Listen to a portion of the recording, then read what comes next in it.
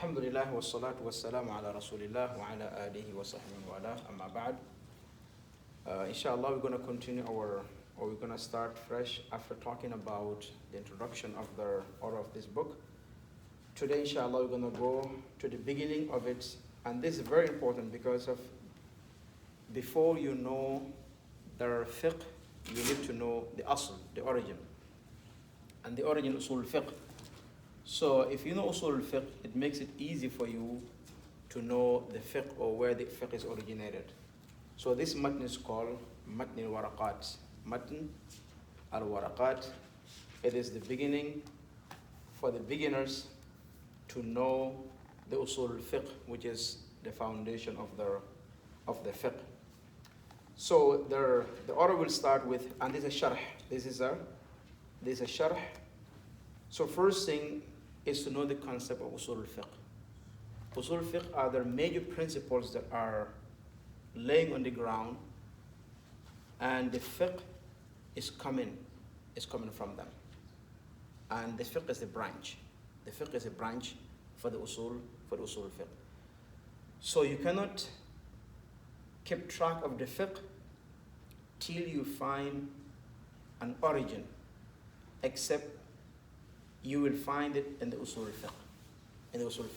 And you will find one major principle that contains hundreds of rulings that are similar, or can be taken from the same asl.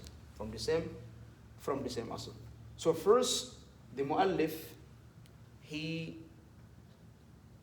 put in two parts for the person to understand. The first is al-asl. Al-asl and al-fara'. Al-asl is the origin. Al-fara' is the branch, is the branch of something. So the usul fiqh is the origin, and the fara' is the fiqh itself. So I think if somebody wants to understand exactly more about something or everything about the branch, you need to follow that branch to reach to the asl, to reach to the origin. So the origin is what we're learning today in order to understand what fiqh is. So in Arabic they said, al-aslu ma yubna alayhi ghayruhu. Al-aslu ma yubna alayhi ghayruhu. So the asl is something that you build something else upon it. That's the asl.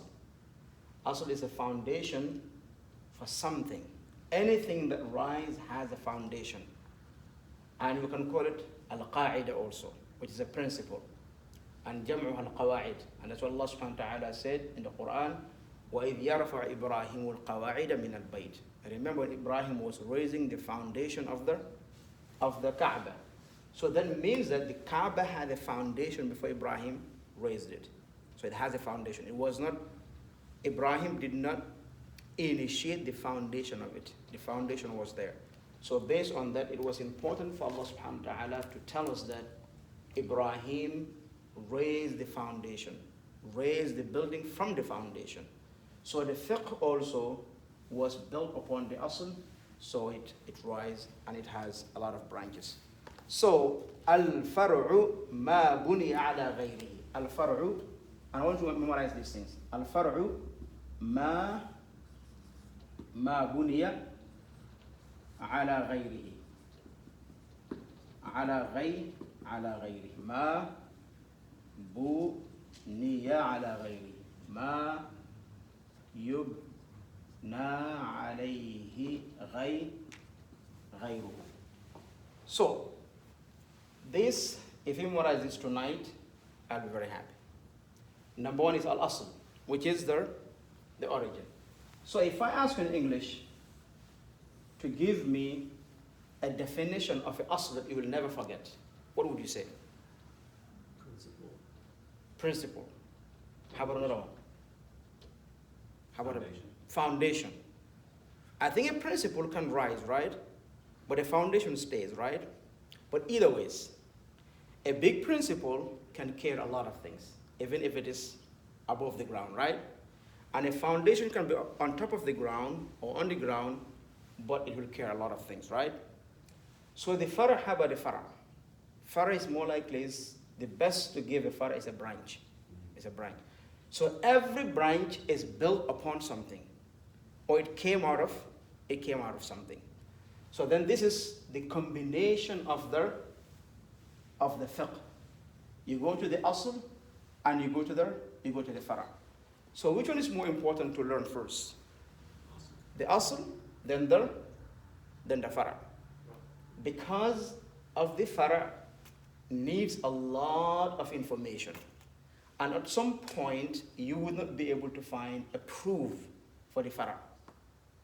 You will not be able, something will happen, you will not be able to find a proof from the farah that is written or is mentioned. You cannot. So what would you do? You go to the principle. You go to the principle, and understanding the principle will give you the opportunity to be able to issue a ruling that will be considered as a farah ruling. But if you don't have the understanding of the asl, you're going to get stuck. You will not be able to hold on to this to bring another farah. So you have to go back to the asl in order to be able to have a guide that will guide you to be able to issue something that will be used as a farah. For example, Allah subhanahu wa ta'ala said in the Quran, which is asl, just give an example, فَاتَّقُوا اللَّهَ مَا اسْتَطَعْتُمْ. فَاتَّقُوا اللَّهَ مَا اسْتَطَعْتُمْ. Be mindful of Allah, or fear Allah, or maintain piety as much as you can in everything you do. In everything you do.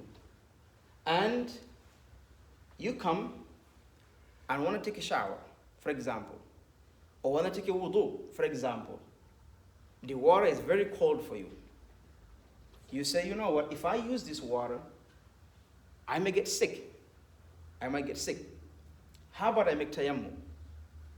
And somebody else will come and say, okay, I can use this water. And they will use that water. So did you find anything here that is telling you, or if the water is cold and you fear that you can use it, you should make tayammum? Here, you cannot find it here. But there's an asl here, there's a principle here that told you that when you do something, do it based on your ability, based on your level. So that's the principle. So you go back to the principle, you say, Allah subhanahu wa ta'ala said, فَاتَّقُوا اللَّهَ مَا اسْتَطَعْتُمْ. Fear Allah as much as you can. When you do something, and you do it for Allah subhanahu wa ta'ala, do it as much as you can. So doing it as much as you can, you will be able to say, if I'm just going to use this water based on how can I use it. I know that if I use it, I might get hurt, then don't use it. Then you fear Allah subhanahu wa ta'ala by using the water as much as you can. That is using that as a proof that it's a farah. That's a branch. Where did you get that branch from? It's from the asl. It's from the origin. Another example, Allah subhanahu wa ta'ala said, وَلَا تَقْتُلُوا أَنفُسَكُمْ. Do not kill yourself. Which means do not commit suicide. So if somebody comes and say, you know, I think if I walk from here to Milwaukee, I might die. Somebody else will come and say, oh, you have to walk here to Milwaukee, right? And you don't have a proof in the farah that is telling you, you walk or you don't walk. But you have a proof that tells you, fear Allah as much as you can. If walking to Milwaukee is a requirement for you to perform a certain ibadah, then what you do is, you go to the asl and say, Allah subhanahu wa ta'ala said, do not kill yourself. Which means, do not do something that might result of your death. But Allah didn't say that. He did not say, do not involve in something that might result your death, right? But He said, وَلَا تَقْتُلُوا أَنفُسَكُمْ. Do not kill yourself. So if you don't have that asl, you will not be able to issue an individual fatwa for the person who needs it in the farah. So you go to the asl, you bring the farah from understanding the asl. That's called istinbat. They call it They got istinbat, they take it from the usul. So this is the concept of al-aslu wal-fara. Any question about this? So, you can call it aslu shajara. The root of the tree. Not the root, but the origin of the tree, right? And you can call it fara' shajara. Fara' shajara. So if I want to draw a shajara today, which I'm very terrible in drawing, but I'll show you. Right? Just to make sure that we get this right.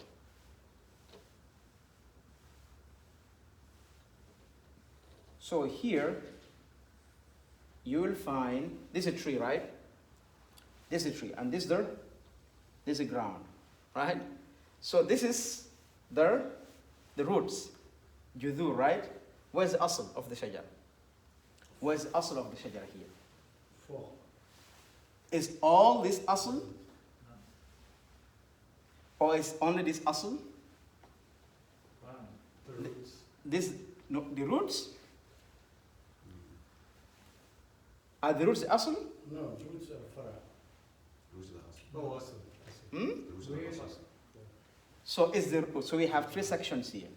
We have the roots, right? The root is asl. We have the jidh, right? Right? And then we have the saq. We have the furu'. It's complicated, right? So I'm asking you, which one is the asl? If you go to fiqh, if you go here, the asl will be this. No, if you are using farah. Oh, if you're using fara, yeah. But if you are using asl here, the asl will be here. The ground. Whatever is here. Right. So you build this upon this, right? The reason why this judhur is hidden, and the asl has to have something that we can see. Has our grips that we can hook. We can hook everything on it. But this is the ground, this is hiding. If you consider this one, we cannot use this one. So we use these things that we can use to hook things upon it. So then that will grow, right? I will grow, it will have branches. So these are branches. How to make a wudu is a branch, right?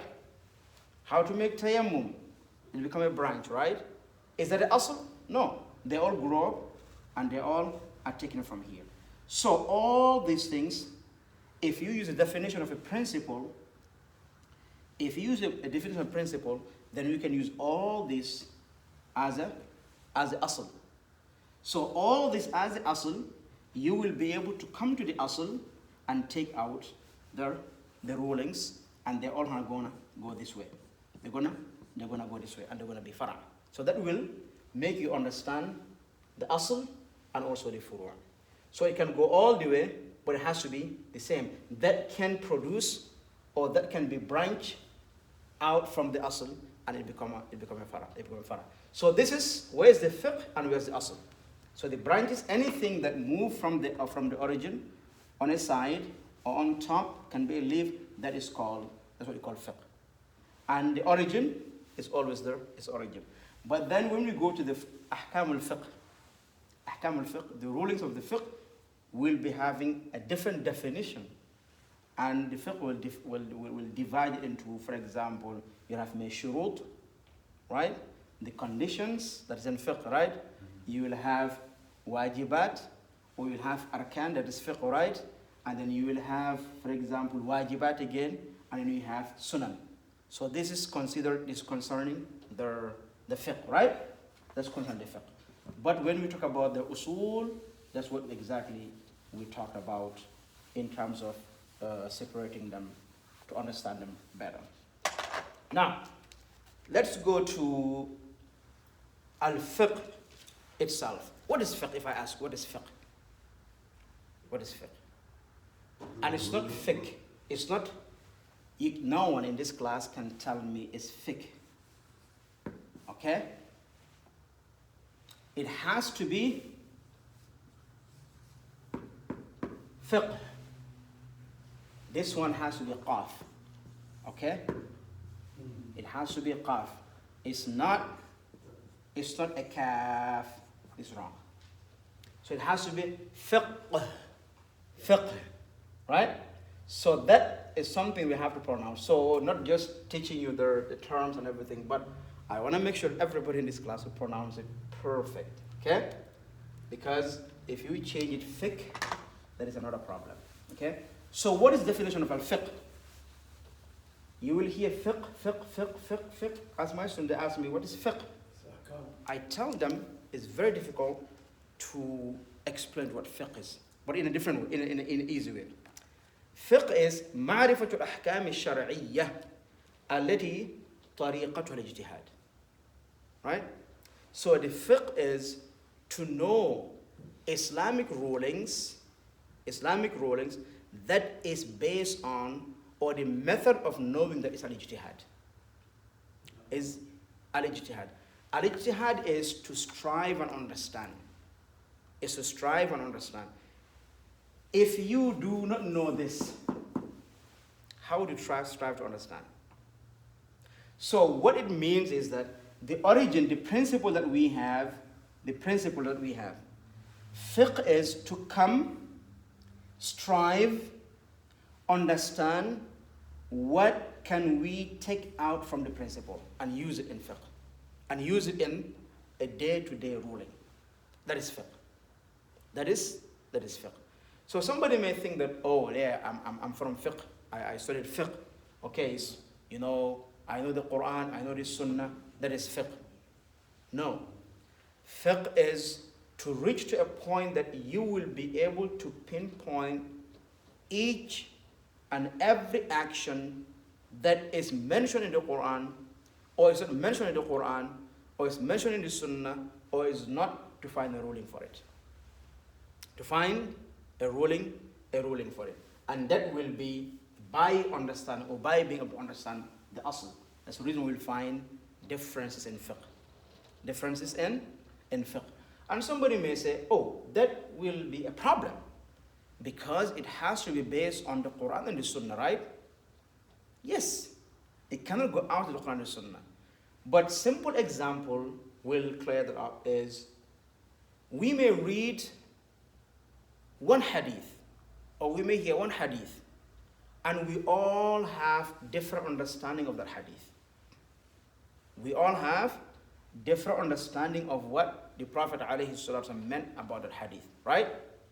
So now what we're doing, if we come and put a ruling on that, what we're doing, we're basing what we said on the understanding, our own understanding that we have on what the Prophet ﷺ said, right? A simple example, the Prophet ﷺ, when he said to the Sahaba, لا يصلين أحدكم إلا في بني قريظة. None of you should pray till you reach Bani Qurayza, which is the Diyarul Yahud in Medina, after the battle, right? So the Sahaba, they left Medina. They left Medina. They are coming to Bani Qurayza. And the hadith is Asr. So while they are going to Bani Qurayza, Asr time. This was Bani Qurayza, right? Bani Qurayza, Asr. The Sahaba, they're all here. They said, oh, Asr time. We have to pray. And they all together heard the Prophet ﷺ said, none of you should pray Asr till you reach Bani Qurayza. Here they said, it's Asr time. They said, yes, it's Asr time, but we cannot disobey what the Prophet said. He said we should not pray till we reach Bani Qurayza. Some said, yes, that's what he said. Then we have to pray. Then we have to move. Before we pray Asr, regardless, because he said it, their understanding is the Prophet ﷺ don't want them to pray anywhere but in Bani Qurayza. That's a group. Another group said, the Prophet ﷺ meant for us to rush, to hasten to reach to Bani Qurayza, not to delay. He did not want us to delay the Salah, and they were divided. A group prayed here, Salah, right? And a group prayed Salah in Bani Qurayza. So they're all using the same proof, the same evidence. which was the statement from the Prophet ﷺ. And none of them was told that the Prophet said this, but they all heard it together. So they all have a different understanding on one statement that was said by the Prophet ﷺ, and they all heard it. So a group prayed here, and a group said, "Oh, I cannot disobey the Prophet ﷺ. For that reason, I have to go to Bani Qurayza and pray there." And when these people prayed. So they're all waiting for the Prophet ﷺ to come. They asked him who was wrong and who was right. And this group said, "Yes, we are right. Inna salata. Allah subhanahu wa ta'ala said you have to pray on time." They said, "No. Allah subhanahu wa ta'ala said, وَمَا كَانَ لِمُؤْمِنٍ وَلَا مُؤْمِنَةٍ إِذَا قَضَى اللَّهُ وَرَسُولُهُ أَن يَكُونَ خَيْرًا مِنْ أَمْرِهِمْ." Right? They said, Allah subhanahu wa ta'ala said in the Quran also, if Allah and His Messenger says something, no one should disobey them. Or مَن يُطِعِ الرَّسُولَ فَقَدْ أَطَاعَ اللَّهَ. If you obey the Prophet said, you're obeying Allah subhanahu wa ta'ala. That's it. Who will fight? Who will be the judge? It's going to be very tough. But luckily, they were with the Prophet Muhammad sallallahu alaihi wasallam. When he came here, later they asked him. He said, "Yes, something happened. When you said we should not pray anywhere until Bani Qurayza, a group prayed here. And another group did not pray here. Another group prayed here. We want to know who was wrong and who was right." So you see the Prophet ﷺ, not just he was smart, but he was given the understanding of human mentality and human understanding. He knew exactly that these people, they acted upon what they understand of what he said. And these people, they acted upon understanding of what he says, sallallahu alaihi wasallam. And he said, both of you are right. He said, both of you were right. You know why? Well, that's what they call al-ikhtilaf fi fahm al-lafz. To have different understanding of the same statement that's in the hadith of Prophet alayhi salatu wasalam, or his action of Prophet alayhi salatu wasalam. So if you have different understanding of it, then that's not a problem. So that's the reason why they said fiqh is to know the rulings of the Sharia based on your own struggle and strive to understand the exact ruling or to issue an exact ruling. That's the reason why you will never find, or you will barely find, a hukm, fiqh, that all the ulama they agreed upon. Because everybody is going to come and bring their understanding based on the asl that they have. Based on the asl that they have. So if you want to put them together, it's not going to work, because that is not the nature of the fiqh. So this is the fiqh. Any question about the fiqh? So anyone who asks about the fiqh, this is the example that you can give. And fiqh is a branch that is originated from the asl. So it has sections. It has sections. We're not talking about that. It has wajib, it has farad, it has makruh, it has the mubah, and all those things. So this is what is going to be part of our lesson, inshaAllah ta'ala. So all I want to understand today is the difference between the asl and the fara' and the concept behind it.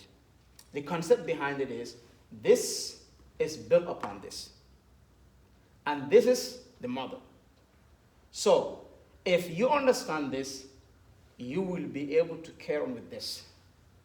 But if you understand only this, you are limited. You will not be able to issue another ruling except the one that you learn. You cannot issue a ruling except the one that you learn and understand, because you are not able, you are limited in knowledge of understanding the asl, the original. And that is a problem. So it's always good to go side by side, or to learn this first, or side by side together. Whatever you learn here, you implement it in the fiqh. So fiqh, usul is a lot, but fiqh doesn't end. The asl has a stop, right? The asl has a stop, but the fiqh doesn't have a stop, because things develop. So the more it comes, the more we find people who are fuqaha here to issue rulings, and it's going to expand and expand and expand, because the fiqh doesn't stop, because our actions, our day-to-day action doesn't stop, and our actions also are part of the religion, and everything that we do, we want to make sure do we want to do it the way Allah subhanahu wa ta'ala wants us to do it, even though we don't find in the Quran and the Sunnah, but understanding this will always give us the opportunity or the ability to be able to give rulings in the fiqh that will enlighten people to practice their actions, day-to-day actions, inshallah ta'ala. Any question? Can you translate that on the top? Ma yubni alayhi ghayruhu. Ma yubna alayhi ghayruhu. This is, in Arabic, I love them when they talk. They can make very easy things. If you memorize this, and you memorize this, you're good. Not just you're good in understanding this, but you're good in trying to brag about Arabic. And it's always good to brag about Arabic. So, ma buniya alayhi ghayruhu. This, ma buniya alayhi?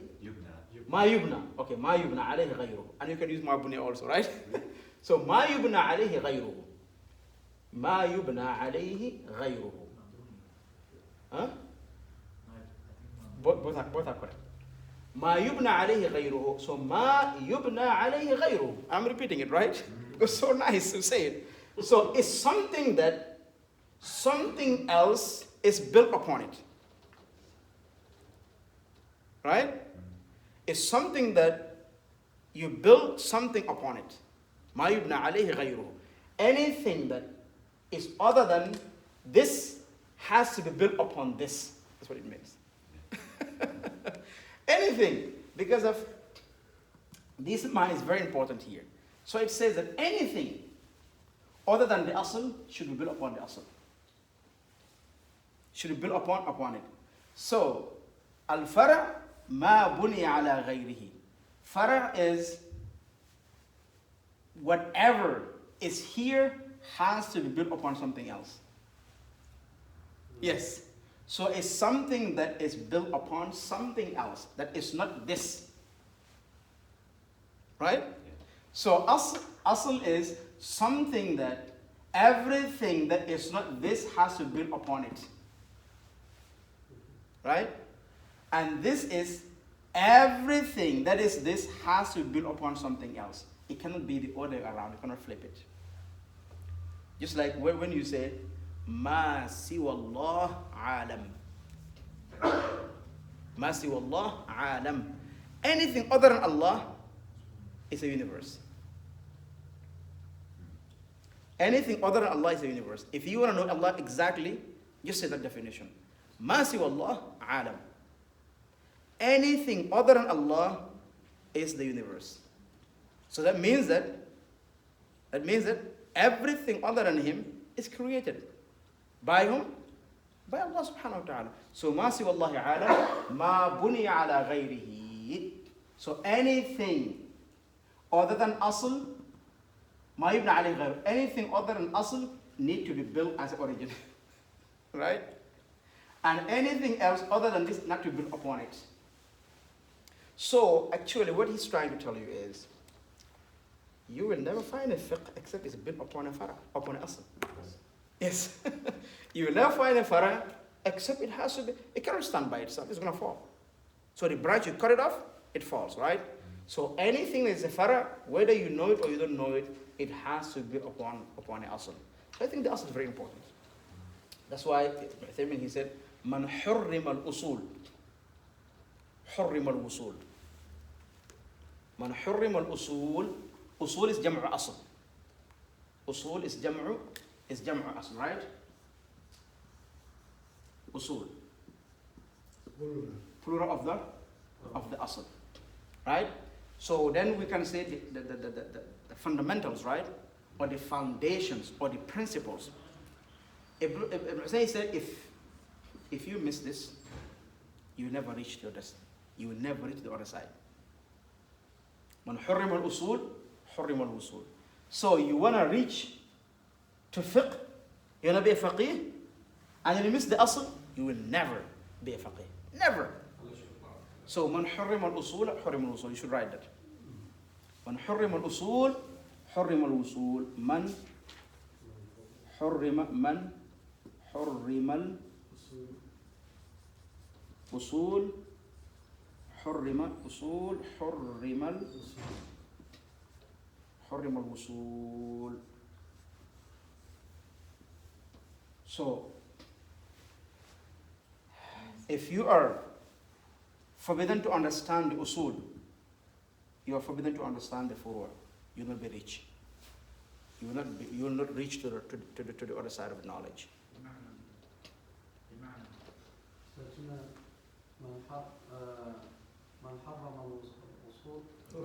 من حرم نعم من حرم الأصول حرم الوصول. Al-Wusul is to reach where you want to go. So you want to go to Milwaukee. If you reach to Milwaukee, وصلت إلى Milwaukee. I reach to Milwaukee, right? You want to reach to be a student of knowledge, right? When you reach there, you say وصلت إلى هذه المرحلة, right? So he said, if you wanna reach the other side of it, you have to understand the usul. On حرم الأصول حرم الوصول. You don't know how to use a GPS, you can find somewhere. Yep, if you miss the origin of the address, Yes. you may not reach. Al-Hagie. Yes. So that's the summary of what we have today, inshallah. And then you can do your thing so I can get out of here, inshallah.